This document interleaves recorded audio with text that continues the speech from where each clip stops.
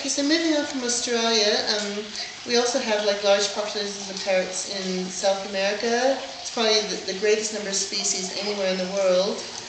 And since you and I have both been there, it's like, what do you think of the attitudes of the South American people towards parrots versus, say, Australians and Americans? Now, it's such a good question, and I think that so many of the people who've grown up with the idea of having parrots native to them, indigenous to their country, I think that it's just recently become of value to them. And in so many South American countries, it's illegal to keep native wildlife, which includes parrots, as pets, and it's punishable. So one of the problems is that people go underground, and they don't take birds for veterinary care, they don't know about enrichment, they don't know about proper diet or husbandry, so it really, really is a problem. And keeping parrots has always been kind of a luxury, at least it's come to be as we know it in the past 25 years. I think that so many of the scientists working with biodiversity and the environment have made a difference, just as the country's resources have been so brought out into really our world economies. And I think that that's made a difference because at least people through television, through the internet, through cell phones, even very, very poor people have that opportunity. And the visibility and this new kind of communication, I think, has put some of those countries in sort of the hot seat. And people realize, some of them at least, far more now than previously, that they have a resource. And it's a great opportunity to bring people in. How we help them with the infrastructure, that's the challenge. Yeah. And we can help by providing jobs in ecotourism, tour guides, hotels, restaurants, souvenirs, Remember in Tamaulipas, at the airport, they have those beautiful apieras? Oh, they're gorgeous. Absolutely wonderful. And not even going to necessarily South America, just here, across the border down into Tamaulipas in Mexico, you can see Amazons, you can see conures. You can go down to Puerto Vallarta, you can go to Cozumel, and you can see so many of the wild conures. It's phenomenal. And I think that people don't realize that really for a reasonable amount of money, you can take that time to go see parrots be free and in the wild. Yeah. It's interesting. We talked about both of us living in the Middle East and traveling throughout India and some of the other Asian countries. Yeah. And I'm just astounded that wherever I go, that finding people who love to be around birds, and then that niche of people who really are inspired by parrots, that once you get that language and you have the opportunity to talk and meet and greet, it really, you find so much. Yeah. And Africa, my experiences have not been as diverse as yours in Africa. It's been primarily Kenya and Egypt and Morocco on the African continent, and Tanzania. And what I've seen has been very interesting, but most of the citizenry there really is not interested.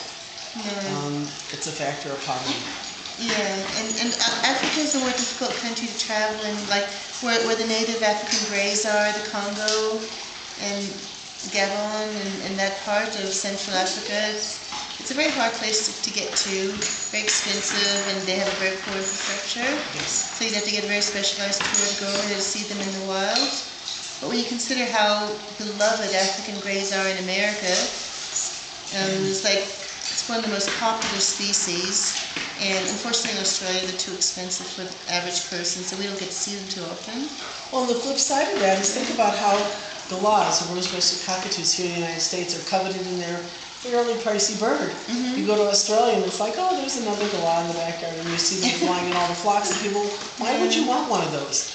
And I know there is some captive breeding of the rose-breasted that goes on there, but when there's such abundance of birds, and birds may still be considered crop pests in Victoria and some of the other states, it's such an interesting diversity to see that. And it's always that what is so precious and rare here for us becomes the mundane in another.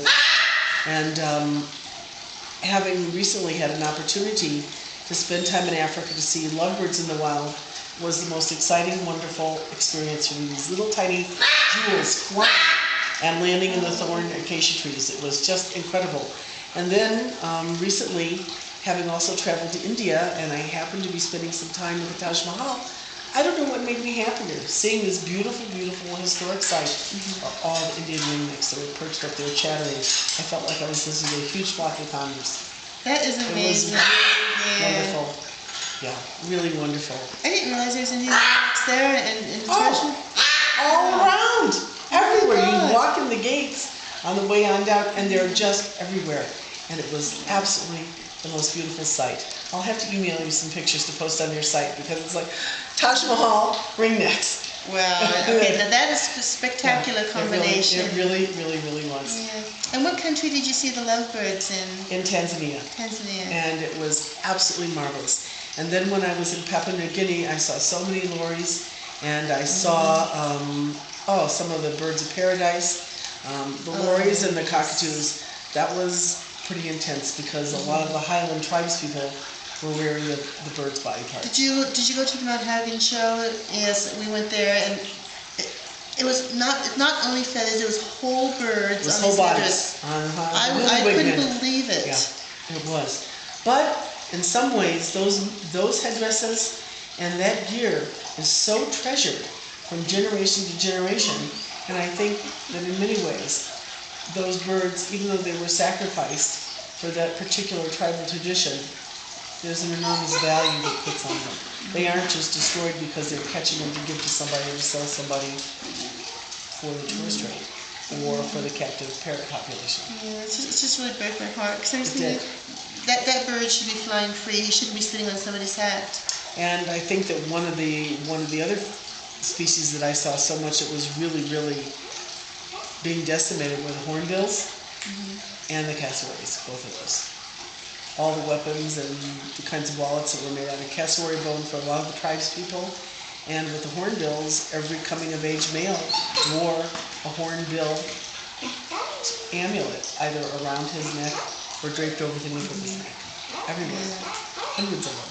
And that's another thing that we, like American Australians, can do to help wild parrots is don't buy anything that's made from these endangered species. No. Yeah, don't buy feathered fans. Because I've seen, like, in Rio de Janeiro, I've seen like the costumes for the Mardi Gras with hyacinth macaw feathers. And it's like they just go in, they grab these birds out of the wild, grab the feathers, and they're not too gentle about pulling them out. No. And they might chuck the bird out, but the birds can't fly, and it's easy prey. I'll tell you a little story about Brazil. The last time I went to Piauí, which is northeastern Brazil, I took Gabriel's ashes with me to spread them there. And I also had the ashes of 2 other hyacinths that I've known. And it was a very profound day. It was absolutely beautiful. And I made the decision that I had found the right spot that I wanted to spread these birds' ashes. And it was a very, very sacred moment for me.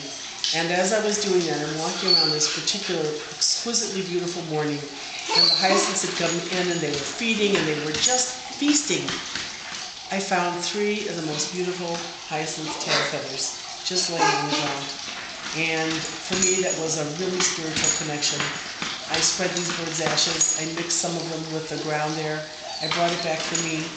And seeing those feathers, I touched them, I felt them, and I felt like I had such a connection with those amazing, amazing birds. They were really a flagship for everything. Yeah. When I was in the Pantanal last year, I got to see baby hyacinth macaws, because Caesar's one of the neighborhood is volunteers.